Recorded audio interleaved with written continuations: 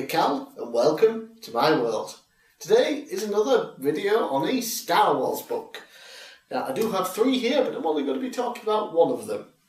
And the book is Heir to the Empire, and it is the first in the Thrawn Trilogy. And today, the other two just arrived in the post, which is good because I've finished this one now and I need to read the rest. So this is part one of a trilogy of videos that will be based on the Thrawn Trilogy of books. And of course, firstly, these are now Star Wars Legends, which means they're non-canon, which is such a shame because they are so good, at least the first one I've read is. We do have, of course, Grand Admiral Thrawn now in Star Wars Rebels, and he's been fantastic in that. But reading just the first of these books, I definitely understand where a lot of people are coming from when they said that these books should have been the base for the new Star Wars trilogy because, wow, Grand Admiral Thrawn on screen in the films would have been fantastic. Like I said, he's great in Rebels, but it would have been so much better to have him in the films. He's such a great character. So anyway, ignoring these two, as of course they only arrived today, haven't read them, talking about Heir to the Empire, the first one, set 5 years after the destruction of the second Death Star and the death of the Emperor and Lord Vader. We have the New Republic still basically trying to set itself up. They're still having tons of problems. We've got Princess Leia trying desperately to create peace throughout the galaxy while she's trying to train as a Jedi with her brother Luke, and she's also pregnant with twins. So you can definitely tell this is non-canon. We have, of course, Luke Skywalker, the last Jedi, sort of, still trying to train his sister. It's going very slow because she's kind of preoccupied with, being an ambassador basically for the entire New Republic, because lots of people prefer her to some of the other people. They trust her more because of her work with the rebellion prior to it, and it's all overly complicated for her. She's trying to deal with that as well as train as a Jedi, and then of course she's pregnant, and it's one big mess for her. We have Grand Admiral Thrawn. Many people believed he was dead, but he's risen from the ashes and he's taking control now of the Empire and trying to rebuild it and destroy the New Republic. It's great just reading about his character, just how pure, smart and intelligent he is. He understands his enemies and he's willing to lose a battle. If they're getting outmatched, he's not going to send everyone in and try and beat them just, because there's a good chance to lose all the ships. We've lost this battle clearly. If we stay, we're going to get destroyed. Let's get out of here, save everyone, so we still have an actual army. So, that makes him different from some of his other peers within the Empire who would just go all out and try and destroy as many people as possible while getting their entire fleet destroyed, which is kind of pointless in the end. Plus, he's got 2 or 3 different plans going at once, so if one sort of falters a little bit, he's got the other 2 as a backup. His main plans in this book so far was finding the Emperor's hidden stash of technology, basically, and he was hoping that it was going to be guarded by a Dark Jedi. Turns out Dark Jedi is dead and was killed by the clone of an old Jedi Master who doesn't know he's a clone, and the cloning process has made him go slightly insane. But there is a use for him, so he's teamed up with Thrawn. They've got the technology out of this secret stash. There's a huge cloaking device that they've found very useful, and also something else, but Thrawn hasn't revealed yet what it is. He just said some other bit of small technology. It's not important, but quite clearly it is. We just don't exactly know what it's going to be yet. So he's got that, and of course you see him, all his military intelligence and all the small attacks he does, building up to a large attack, all the different things he does that sets up other things in motion, and it's all very intelligent and very awesome, and Thrawn is just a fantastic character. Just reading, I'm reading him in the voice that he's got in the TV show, and it is just absolutely perfect. They've nailed his character in Star Wars Rebels for definite.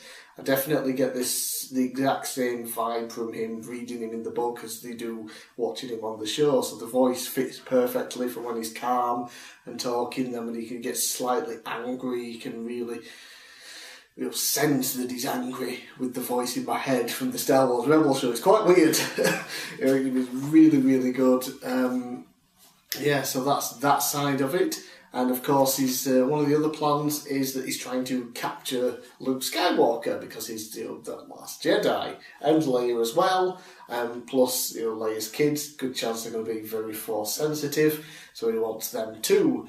And of course, bringing in the old Jedi Master, one of the agreements they made to team up with him is that he would bring them the Skywalkers, so that he could train them and be their master, because that's what this Jedi Master wants. He doesn't desire the same kind of power that Thrawn does. He just wants power over the Jedi. He that's what he wants, so that's what he's going to give him, but not quite. Obviously they don't trust each other too much. So Thrawn has he's got this formerly almost unknown species of aliens that are loyal to the Empire, and he just keeps sending wave after Leia and Luke to try and kidnap them.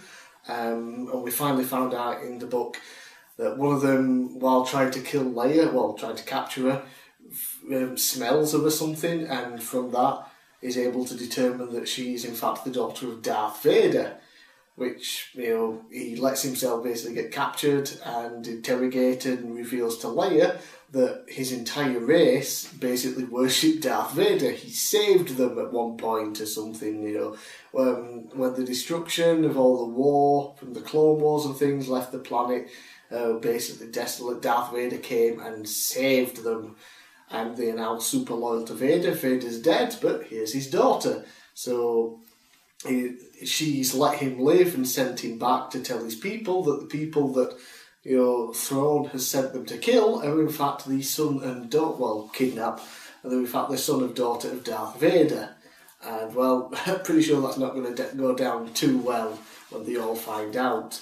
So that was pretty cool. We've got Leia hiding out on Kashyyyk with Chewbacca and learning all about the Wookiees and things. That's really interesting. We've got Luke going to Dagobah again to try and figure out what the hell's going on, and he keeps hearing rumours of this other Jedi Master still being alive, which is the one that's working with Thrawn, of course. And then his ship accidentally gets knocked out when he's trying to escape the Empire at one point, and is just left floating in space, gets picked up by a guy called Card. I think it's Tallow Card. I can't remember if that's his first name or not, just because he's usually described as being called Card in the book. He picks up Luke's ship and essentially holds him captive for now. I'm not sure what he's going to do with him. He's basically the guy that took over from Jabba the Hutt. Now, he's the big underground dealer and things like that.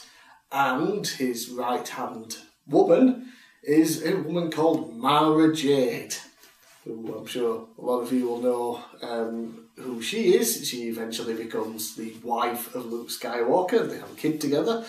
Right now, she hates Luke Skywalker and is determined to murder him. But they get into a bit of trouble and end up having to team up together. She finally reveals why she hates him. Turns out she was an assassin for the Emperor. She was like almost like a Darth Vader style person, basically, in his empire. But she was unknown to everyone. She was secret.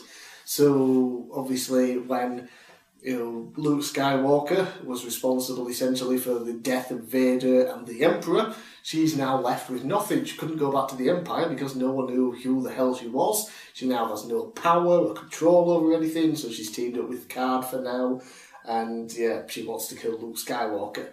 Pretty sure in the end they're going to fall in love, because that's what happens, but for now she wants to brutally murder him, and it's awesome. So that's kind of all the shit that happens in the first book. There's a lot of other stuff as well. Really, really cool. and I can't wait now to start reading the second one. In fact, I've already started reading the second one. I've finished the first chapter. I just sort of picked it up and started reading. So looking forward to finishing it and then starting the third one and finishing that to find out exactly what happens. I want to find out what Thrawn's secret weapon essentially is, that other bit of technology picked up, what's going to happen with the other Jedi, how Mara Jade and Luke Skywalker are going to end up becoming friends and lovers, and how the New Republic's going to turn out, because at the end of this book, Admiral Akbar actually gets arrested on treason, because there's someone else, Bothan of all people, is trying to basically push him out and become the new military leader. They hate each other, and they're constantly bickering during meetings that we find out in the book, and then he gets arrested, so we're not sure exactly what's going on, if it's true or if it's the Bothan trying to push him out of power. And basically the New Republic's setting up for a civil war, while the Empire is growing stronger and has Admiral Thrawn and is looking to destroy them all. So really tense situations, and so good. Yeah, obviously did not take me long to read this. Got this about a week ago or something. Finished it now and got the next two books. Good chance at least this one will be finished this month and I'll do a video on it. And then there's also a very good chance I'll also finish this one in February, but the video might not come out in February. But either way, the Thrawn Trilogy will be read in full by me by the end of the month. And I definitely urge everyone to do it. Now, you can buy the Thrawn Trilogy as a trilogy of books, a separate, what am I trying to say? All together in a collection, and it costs a fucking fortune. I'm talking like £100 odd. Buy them separate. These versions, the Legends versions are what? £6 odd each. Yeah, so I would recommend just buying them all separate, and they're definitely worth it just based on the first one alone.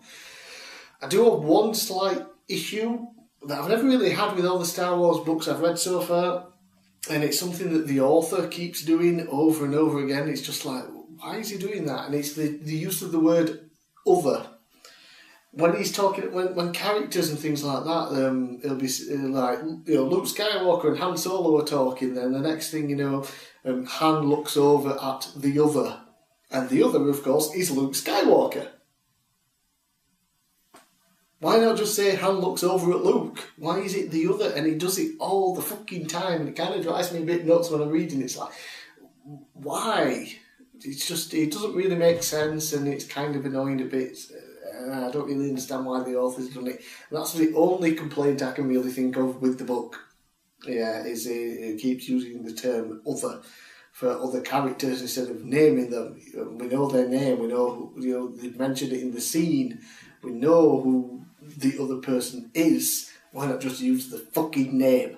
But aside from that, excellent book so far. Heir to the Empire. First in the Thrawn Trilogy, absolutely fantastic. Pick it up, buy the other two as well, because they're no doubt going to be great. So, I'm bigcal, thanks for watching, and I'll see you again next time.